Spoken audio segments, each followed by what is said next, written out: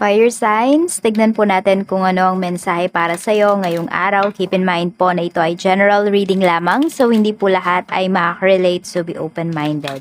Sa mga hindi pa po nakasubscribe dito sa ating channel, please subscribe na po kayo and palike na din po ng ating video. At sa mga nais pong mag-avail ating private readings, Lucky Stones and Amulet, makikita nyo po yung link sa description box below. Tarot Intentions by Alian Ruiz. This is for you, fire signs. We have honor the process. Ayan. So, hindi ko alam kung meron dito is nagmamadali kayo ngayong araw na ito. For example, merong pila. So, yung iba sa inyo naiinip. And meron din dito, ayan. So, yung mga fixer ba, ganyan. Huwag kayong lumapit sa mga ganyan kasi mamaya madali kayo, di ba? Mahuli pa kayo. Give and receive. Ayan po. So, wag din kayong matakot dito. Kasi pwedeng meron dito, parang talking stage yung iba po sa inyo. So, sinasabi naman sa inyo dito ni Universe is okay lang naman, no, kung makapagkilala kayo.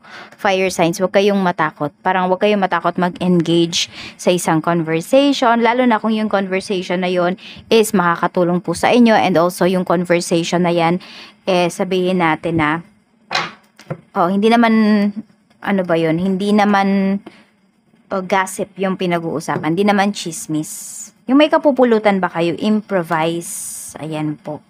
So, merong nagpapaka-detective dito ngayon. Ewan ko ba, yan yung pumasok sa intuition ko nung nakita ko yung mga cards natin na to. So, tignan natin ano tong honor the process. Spirit guide, ano po itong honor the process? We have offer. Ayun nga, so pwedeng may nag-aalok talaga sa inyo dito ng alam niyo yan, parang may mag-aayos ng mga papers po ninyo. For example, mga ganyan. Parang may lalakad na mga papeles ninyo or may tutulong sa inyo dito at magbibigay kayo ng merong amount, certain amount. Ayan po. So, parang sinasabi dito ni Universe is huwag kayong mandaya. Fire signs. Ayan po. Parang kahit wala nakatingin is dapat, ayun, may integridad dapat po kayo. What is give and receive? We have make mistakes. Okay, so maging ganito daw yan maging open kayo, makinig kayo. Sinasabi ni Universe dito, makinig kayo kapag kayo ay, sabihin natin, parang alam mo na tama ka, pero parang makinig ka na parang ikaw yung nagkamali. You know, para makita mo kung ano ba talaga yung sinasabi nung isa.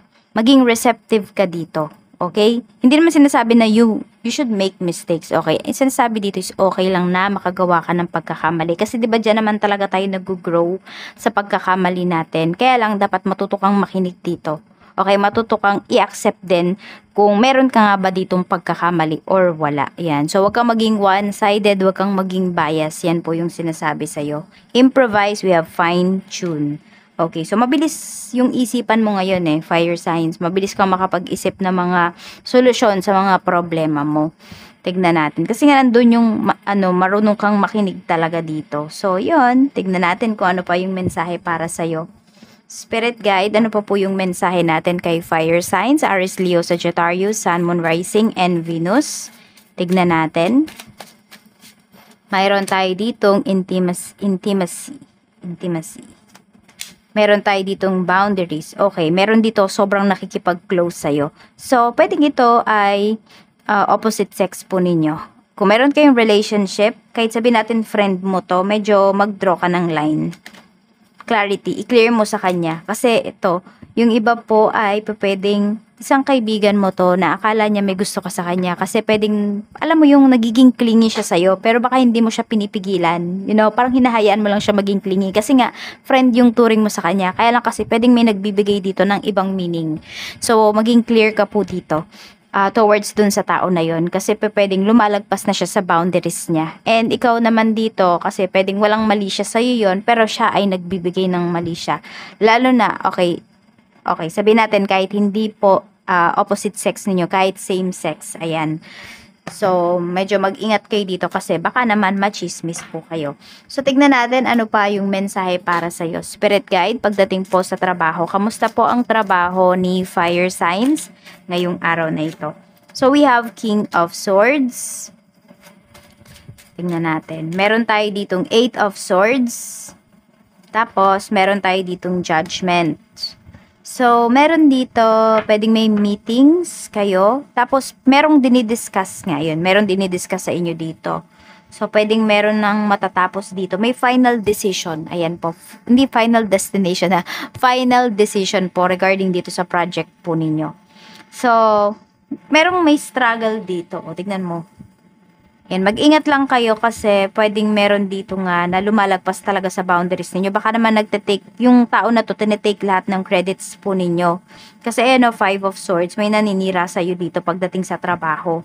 So, medyo may poor judgment dito pagdating sa work. So, meron nga dito pwedeng magde-decide yata kayo na, ano na, parang ito na yung last, ano ninyo, parang kukuha ninyo lang yung 13th month pay ninyo tapos aalis na kayo. Ayan po. Yan o, baka kasi may offer talaga sa inyo naman dito ng mas magandang trabaho. Parang may nanunulot dito sa inyo. Yan. Pagdating naman sa negosyo, we have 8 of Pentacles. So, maganda yung negosyo mo dito. Tuloy-tuloy ba yung kita ngayong araw na ito? So, maganda yung kita. We have 7 of Cups. Ayan. Alam mo yung parang ganito, makakapamili po kayo ng mga clients ninyo. So, parang yung 'di ba minsan kapag kunwari konti yung clients mo so lahat tinatanggap mo 'di ba dito parang ano ngayong araw fire signs nandun yung pwede kang tumanggi kasi it's either maaga kayo masosold out ganyan or ano po talagang dahil sa sobrang dami yung iba tatanggihan nyo na. We have Ace of Pentacles. Ayun.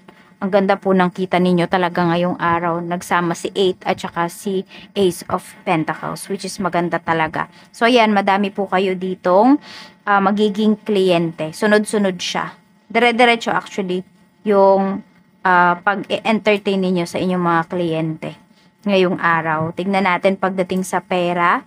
We have naman Page of Cups pala yan. Meron tayo ditong the Moon. Merong magbibiro sa'yo dito. Parang bibiruin ka lang. Hindi ko alam kung ililibre mo yung tao na to. Pero, ayun. We have 4 of Pentacles. Okay, may nagbibiro dito. It's either nagbibiro na magpalibre or mangutang sa'yo. Kaya lang kasi ito, we have 4 of Pentacles Medyo nakahawa ka sa pera mo. So, ibig sabihin, hindi ka maglalabas ngayong araw na ito. So, pwedeng nagpaparinig sa'yo yung tao na to. Pero, hindi mo papansinin. So, ito din yun, no? Siguro yung boundaries na to. Nagiging sobrang at home na sa'yo yung tao na yan. Na alam mo yung sobrang comfortable na siya sa'yo. Tignan natin, pagdating po sa mga single. Spirit guide, pagdating sa mga single, we have 7 of Wands. Okay, marami bang nirereto sa'yo dito or nirereto ka? Oo, kasi parang ikaw lang yung tumatanggi dito. Ayan, di ka nag-entertain talaga. We have 2 of Pentacles. Ay, 2 of Wands pala to. Kilo na yan. Tignan natin. Pagdating ito sa mga in a relationship. Okay? So, yung boundaries na to kasi, ayan, enough na. ba? Diba? No. Drawing the lines, enough. And we have 2 of Wands. So, pwedeng meron kang palugit dito sa person mo na binigay. Tapos, ngayong araw na mapapaso yung palugit na yon. So, parang wala nang next time. Ayan po. So, pwedeng laging nangangako kasi sa'yo dito yung person mo, fire signs, na makikipagkita siya sa'yo para hindi siya natutuloy. Para naman po sa mga mag-asawa, ayan, clarity talaga yung pinapakita dito. So, very honest po sa'yo yung asawa mo ngayong araw. O, ano bang pinagdududahan po ninyo? Ayan. So, ito, yung iba kasi, di ba, meron tayong camera dito. So, baka may nakita kayong pictures, tapos pinagbibintangan nyo siya na, ano yun, alam yun. So, yun, parang dito may mali siya. Yun po. Pero totoo wala naman. Kung ano yung sinasabi ng asawa mo, is yun talaga yung totoo. So, wag mo po siyang masyadong i-provoke. Yun yung nakikita ko dito. Kasi baka mamaya bigla yung umamin sa isang sitwasyon na hindi naman talaga totoo. Alam mo yun, para matigil ka na lang. Sasabihin niya, sige, oo, totoo talaga yung nakita mo. Kahit hindi naman. Kasi honest siya sa'yo, ayan po. Clarity, truth. Katotohanan yung sinasabi niya sa'yo. So, ito po yung mga lucky numbers mo. We have number 33, 13, 24, 19, 9, and number 3. So, meron tayo ditong 333. Ayan. So, yan yung ano mo, yung angel number mo ngayong araw. At yan po ang iyong mga lucky numbers. Maraming salamat, fire signs. Mag-iingat ka always and more blessings to come.